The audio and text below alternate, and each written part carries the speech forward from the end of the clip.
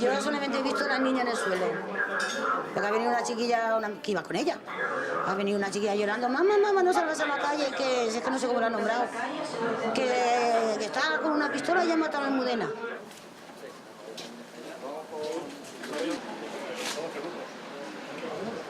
Ayer a las 19:20 de un individuo que decía que había matado a una chiquilla. Se desplazaron el personal aquí y efectivamente comprobamos pues, que había una chiquilla de 13 años muerta, un varón y un herido más. Se ha dado la fuga y estamos haciendo un operativo ahora mismo para intentar localizarlo.